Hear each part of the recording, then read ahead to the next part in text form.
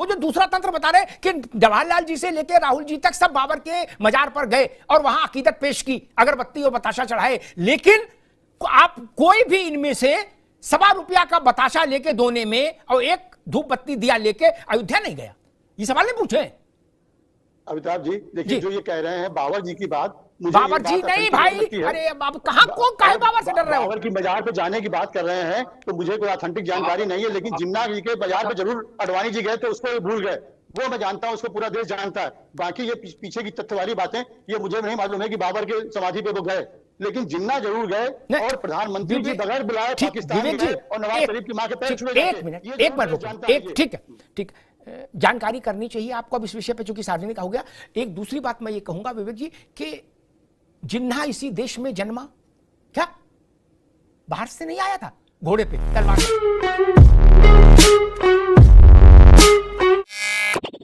नमस्कार दोस्तों, स्वागत है आपका अमिताभ अग्निहोत्री जी की बहुत ही ज़बरदस्त धमाकेदार डिबेट वीडियो में। दोस्तों आपको पता है राहुल गांधी जी कुछ न कुछ ऐसा कांड कर ही देते हैं जिससे उनको और उनके परिवार को लज्जित होना पड़ता है। राम मंदिर प्राण प्रतिष्ठा पर राहुल गांधी जी ने बहुत ही घिनौनी और गंदी बात कह दी दोस्तों। तो योगी आदित्यनाथ जी ने भी ऐसी बात कर दी कि उनके पूरे खानदान को शर्मसार होना पड़ गया। तो दोस्तों इसी टॉपिक पर यह डिबेट हो रही है। डिबेट में आप देखोगे तो चप्पल चाट प्रवक्ता कांग्रेस में होते ही हैं दोस्तों, ये एक और चप्पल चाट प्रवक्ता आ गया। उनका कहना यह है कि राहुल गांधी जी ने राम का नाम ले लिया तो दोस्तों ये बड़ी बात हो गई। तो दोस्तों जो बाबर के सामने सर झुकाने वाले लोग हैं वो राम का नाम ले, ऐसा हो कैसे सकता है? तो दोस्तों अमिताभ अग्निहोत्री जी ने कैसे इनकी औकात याद दिलाई और कैसे राहुल गांधी जी को जबरदस्त होया दोस्तों, ये डिबेट वीडियो देखते बनता है, आपको बहुत ही आनंद आएगा। ऐसे तर्क और ऐसे शब्द अमिताभ अग्निहोत्री जी के इस डिबेट वीडियो में है। पूरा डिबेट देखिए दोस्तों, आपको बहुत ही आनंद आएगा। तो चलिए शुरू करते हैं डिबेट वीडियो, लेट्स स्टार्ट। बहुत दिन हो गए हैं, मजा नहीं आ रहा है, अभी मजा आएगा ना भिड़ो। पिक्चर चालू करो बे। नाच गाने का प्रसंग आया तो ये रावत जी जो बात कह रहे हैं, मैं ये नहीं कहूंगा कि राहुल गांधी नहीं पढ़े। वो कहते हैं हमने गीता वेद पुराण उपनिषद सब पढ़ा है, तो मैं उसमें मैं नहीं बहस करूंगा। मैं कैसे कह सकता हूं नहीं पढ़ा? लेकिन चैतन्य महाप्रभु पर उनकी नजर नहीं गई कि शायद क्या चैतन्य महाप्रभु पर नजर जाती तो ऐसा शब्द इस्तेमाल नहीं करते। वो एक परंपरा है नृत्य की, अयोध्या में तो हो नहीं रहा था, लेकिन है हमारे हिंदुत्व में, है सनातन में, उसकी भी परंपरा है। आज भी तमाम प्रवचनकार धार्मिक गुरु ऐसे हैं हमारे देश में जो जब जनता को संबोधित करते हैं, भक्तों को संबोधित करते हैं, तो भक्त भाव विभल होकर नृत्य करने लगते हैं। आज भी कोई बुरी चीज है क्या? मथुरा चले जाइए, पूरे ब्रज में चले जाइए, वहां तो नृत्य ही नृत्य है। विष्णु के पूर्ण अवतार योगेश्वर कृष्ण का तो जीवन ही नृत्यमय था मित्र। आपको निधिवन में डांस लगेगा? क्या नाच गाना डांस है? हमको लगता है कि निधिवन में योगेश्वर लीला कर रहे हैं। यही अंतर है लीला और डांस शब्द का। हिंदू धर्म और भारत, इसमें जो लोग सार्वजनिक जीवन में हों उनको इस अंतर को समझना चाहिए। रामकृष्ण यूपी छोड़ दो विवेक जी, बंगाल रामकृष्ण परमहंस भजन सुनते सुनते विभल हो जाते थे तो नाचने लगते थे क्या, और नाचते नाचते अचेत हो जाते थे, समाधिस्थ हो जाते थे। 7-7, 8-8, 10-10 घंटे बाद उनको चैतन्यता आती थी। राहुल जी एक बार अगर देख लेते तो कहते क्या है, फालतू है, कुछ नहीं, डांस गाना डांस चल रहा है वहां। नहीं, वो भारत की ऋषि संत परंपरा के सुमेरु हैं रामकृष्ण परमहंस। विवेक जी मसला वही, एक तो बात रावत जी ने कही कि भाई अध्ययन नहीं और भारतीयता से जुड़े नहीं, वो समस्या। और अरविंद जी ने एक बड़ी बात कही कि right from Pandit ji to Rahul ji, हर पीढ़ी बाबर के मजार पर गई। क्यों? अगर ये जो कह रहे हैं अरविंद जी ये बात तथ्यात्मक रूप से दुरुस्त है, तो गांधी परिवार का ऐसा क्या राग है, ऐसा क्या अपनत्व है, अपनापा है बाबर के साथ?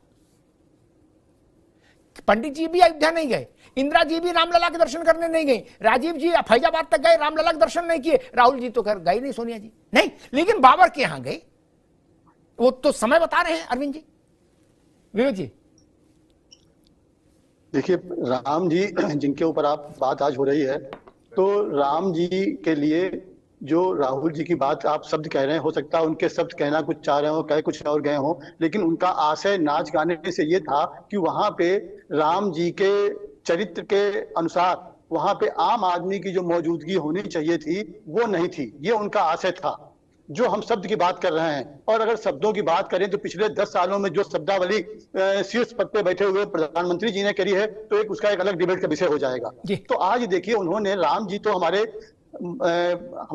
देश के हैं, कण-कण में विराजमान हैं, तो उनके लिए इस तरह का शब्द, देखिए राम जी तो वो इस बात को बुरा नहीं मानेंगे जितना जिस तरीके से व्याख्या उनकी हो रही है। राम जी के बुरा मानने वाले वो हैं जो राम जी के ऊपर अपना पेटेंट समझते हैं, जिन्होंने राम जी के नाम से 200 से 300 हुए, उनको ही लग रहा है, राम जी को नहीं लग रहा है। और बल्कि राम जी तो प्रसन्न हो रहे होंगे कि हमारा नाम राहुल जी ने लिया, और जिनको हमने सब कुछ दिया वो 4 जून के बाद उन्होंने एक बार नाम नहीं लिया हमारा। समझिए आप ये। तो राम जी तो आज देखिए, राम जी अगर इनसे इतने प्रसन्न होते तो आज राम जी से जुड़ी हुई 9 सीटें। विवेक भाई एक मिनट एक मिनट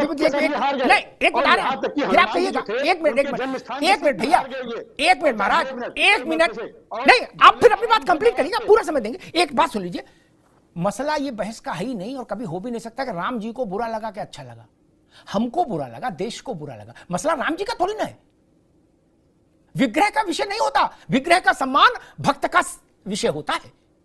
भक्त की जिम्मेदारी होती है कि विग्रह की पवित्रता रहे, उसका सम्मान रहे। मित्र, क्या राम जी आके मुकदमा करेंगे राहुल जी के खिलाफ?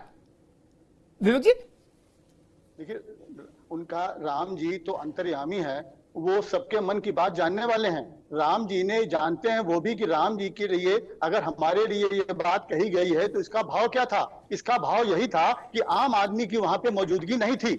और अमिताभ जी थोड़ा याद देखिए, ये राहुल जी ने बात बिल्कुल सामयिक कही। राम जी जब वनवास गए और जब उन्होंने लंका पे चढ़ाई करी, विजय प्राप्त करी, तो वो अगर चाहते तो दशरथ जी के, दशरथ नंदन थे वो, चाहते तो बड़े बड़े राजाओं की मदद ले सकते थे, लेकिन उन्होंने नहीं ली।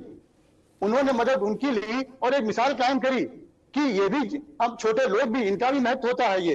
और वो उन्होंने एक पूरी दुनिया में एक संदेश दिया। ये वो उन राम जी की बात हो रही है, तो उन राम जी को इससे कोई भी। और अगर देखिए, आप बात करते हैं, जो अभी अरविंद जी ने भी बात कही कि हम लोकतंत्र में हैं। नहीं, लोकतंत्र नहीं विवेक जी, वो लोकतंत्र से बड़ी बात कह रहे हैं। वो जो दूसरा तंत्र बता रहे हैं कि जवाहरलाल जी से लेकर राहुल जी तक सब बाबर के मजार पर गए और वहां अकीदत पेश की, अगरबत्ती और बताशा चढ़ाए, लेकिन आप कोई भी इनमें से ₹1.25 का बताशा लेके दोने में और एक धूप बत्ती दिया लेके अयोध्या नहीं गया।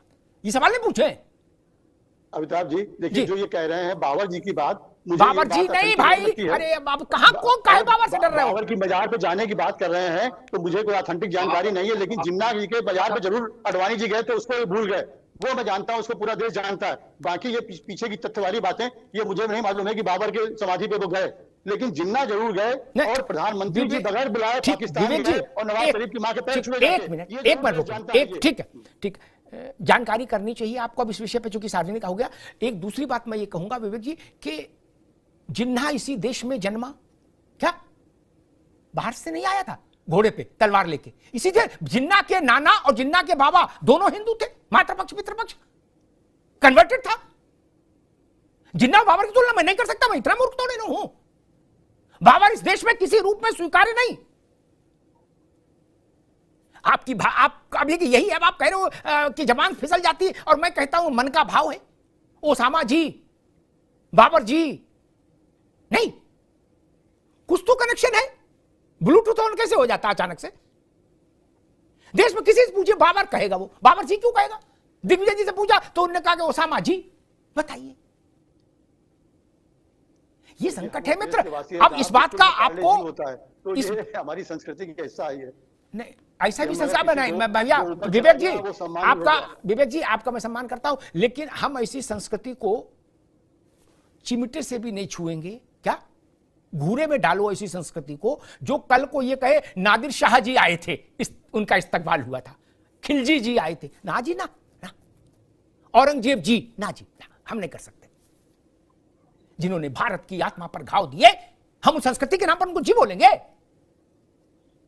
और अपने साधु संतों से तू तड़ाक करेंगे, अपने धार्मिक प्रतीकों का अवहेलना करेंगे। नेहरू जी से लेकर राहुल जी तक और प्रियंका जी तक और प्रियंका से लेकर रॉबर्ट वाड्रा तक और रेहान तक, अगली पीढ़ी भी कोई रामलला के दर्शन करने क्यों नहीं गया? मैंने तो कह दिया मिठाई ना सही, ₹1.25 बताशा ही लेके चले जाते।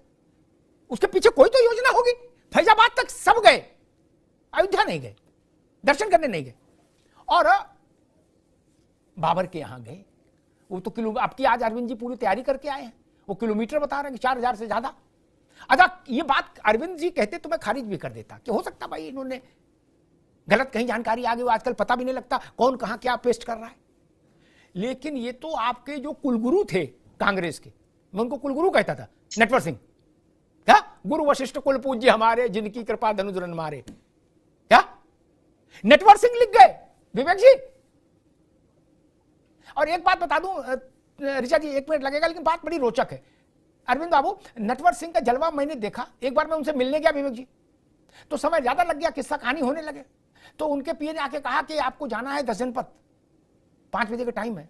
तो उन्होंने कहा नहीं, वहां बोल दो सोनिया को कि नहीं 6 बजे का रखेंगे। क्या मैंने कांग्रेस में पहला और आखिरी व्यक्ति देखा जो ये कह पाए विवेक जी, ये हैसियत किसी की नहीं, किसी की मतलब किसी की नहीं, उनने लिखा है। इसीलिए मैंने कहा वो गुरु वशिष्ठ हैं आपके, गांधी परिवार के। अजमेर में ख्वाजा के यहां उर्स होता है, दुनिया भर के लोग आते हैं, भारत से भी बसें जाती हैं भर भर के, वहां रात भर गाना बजाना होता है। कह सकते हैं क्या वेटिकन सिटी में जो कार्यक्रम चलते हैं वो पकड़ पकड़ के सबका हाथ पोप वो करते हैं, कह सकते हैं क्या? और अगर किसी के लिए नहीं कह सकते तो फिर भैया हिंदू धर्म को बकरी समझ के कहीं भी बांध लोगे क्या? मेरे तो एल लग गए।